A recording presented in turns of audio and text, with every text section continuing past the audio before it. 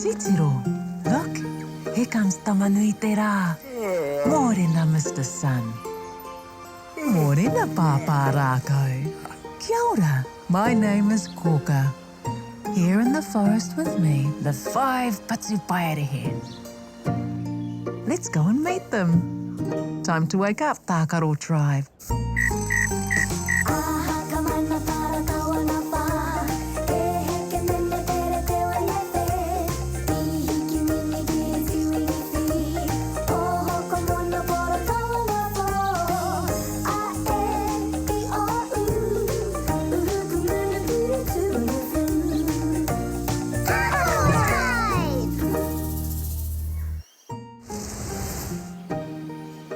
What are you up to today, Tākaro Tribe?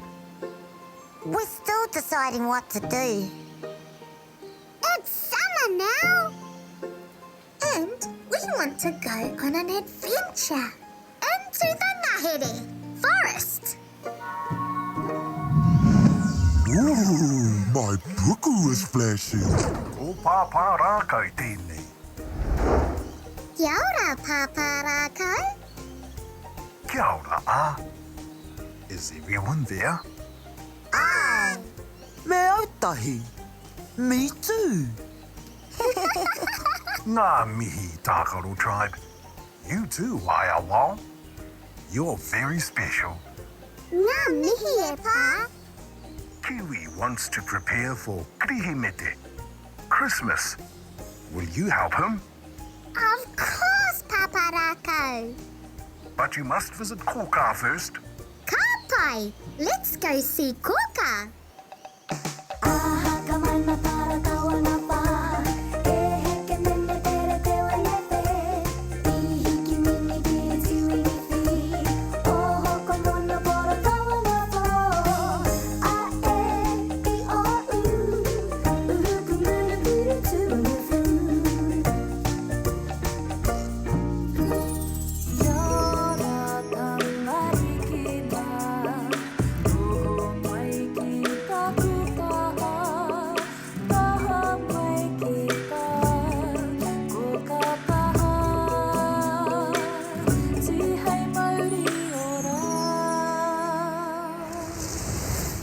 Tākaro Tribe.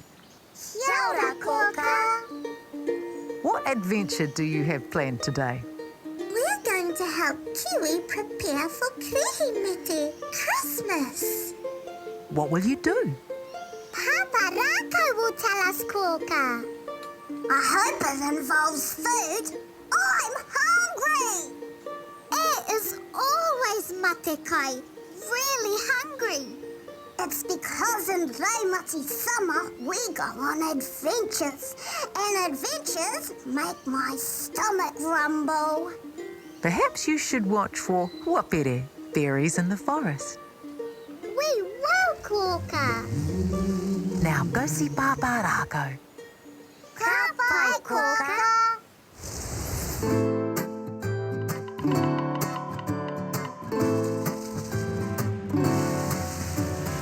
Amariki mā, noho mai ki aku kakiaka, whakarongo mai ki ngā kōrero o te ao marama. Aue. Tākaro Tribe. You've arrived. Kia ora, Pāpā Rākau. Kiwi wants to prepare for Krihimete, Christmas, by baking a cake. That sounds hard, Pāpā Rākau. Kiwi will show you. He's waiting for you in the forest. Small problem, Pāpā Rākau. How do we get there? Pooh will take you. She won't be long. Yay! We should watch out for huapere, berries. It is always hungry. There are lots of ropere, strawberries, to eat in the forest. Let's take a look.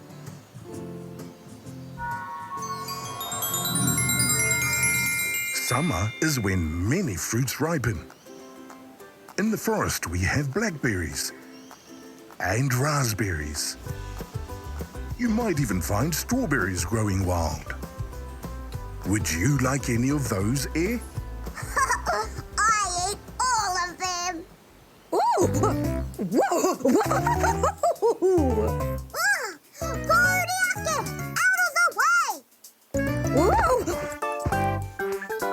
Sorry, my friends. The wind was a bit too strong. All aboard, Tākaro Tribe! Don't forget your recycling bags. Aye. Ah, you can collect pepper, paper. Aye. You collect the krahe, glass. Aye.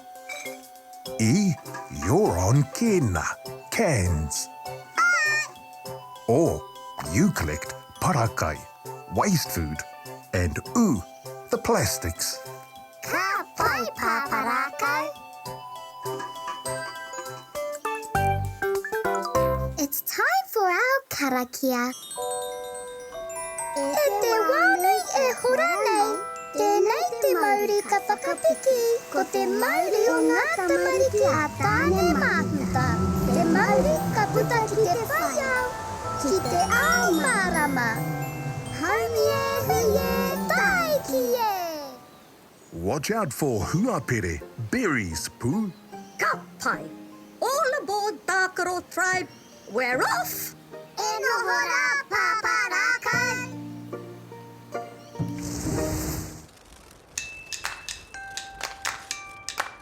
There's the ngahere! Yay! Ira, look!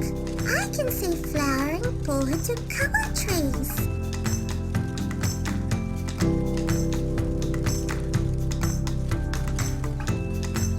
Can you see anything else? I can see Kiwi in that clearing. Backpacks off so we can collect rubbish. Hey, I've got some glass. I found an ipu kiriho, a plastic container. That's not the right bag. Yay! Kia ora, Tākaro Tribe. Kia ora, Kiwi. Pāpā Rākau said you want to bake a cake for Kirihimete, Christmas. But we don't know what to make it out of. Wait, Kōkā just texted. She sent the word of the day. It's in the kete. Where's the kitty? There, on that puka rock.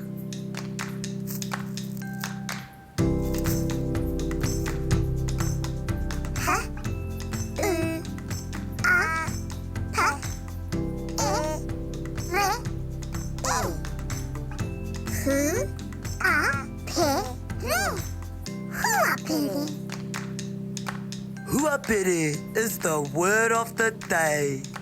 But we don't even know where berries, huapere, are in the forest. Whai mai iau. Follow me.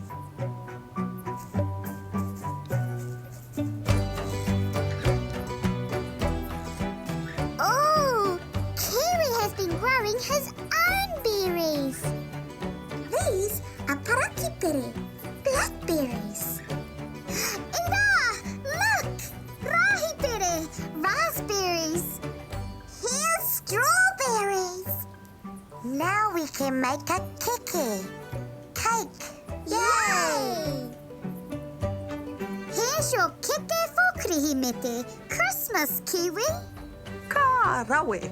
You're very clever, Tākaro Tribe, making it all out of huapere, berries. And Mama Moa has added a pōhutukawa flower for decoration. Ah, tahua. Pretty. We hope you have a wonderful Kirihimete Christmas, Kiwi.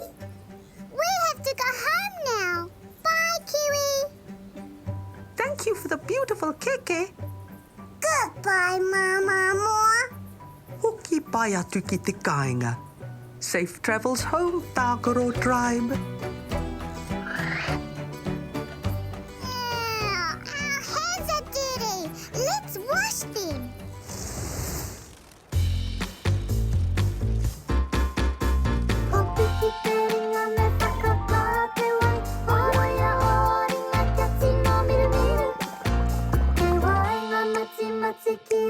matikara. Te waiwai o konui e. Te waiwai o konui e.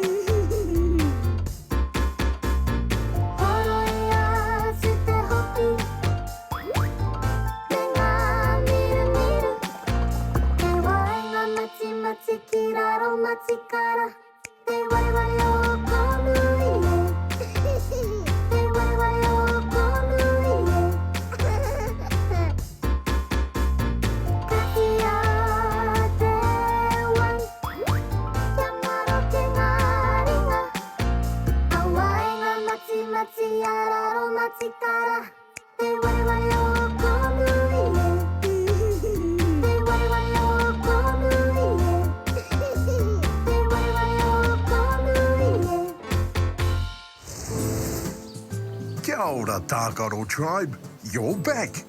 It was fun making a kiki cake with kiwi. Ka pai. Let's take a look at what our friends have been up to today.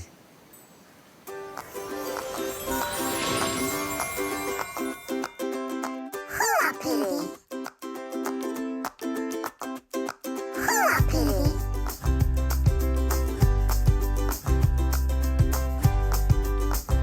Huapere. Huapere. Huapere.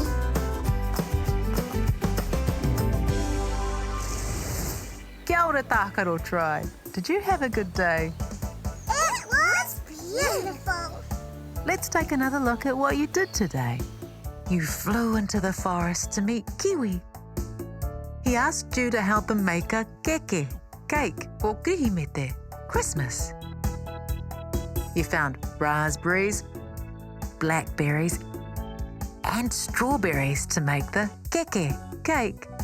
Mā mua put a tuhutuhi flower on top. And you learned a new word.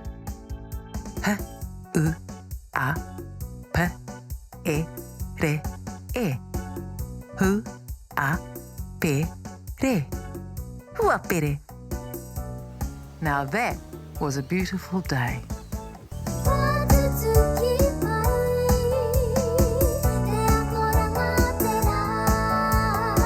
What a fun day, Tākaro Tribe. Time to say good night. Pōmarie. Good night, Tākaro Tribe.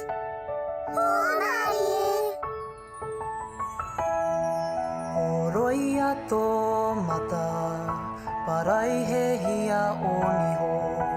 Kuhuna o kakamoe po mari e kuhu ki te moenga. Takoto iho ki raro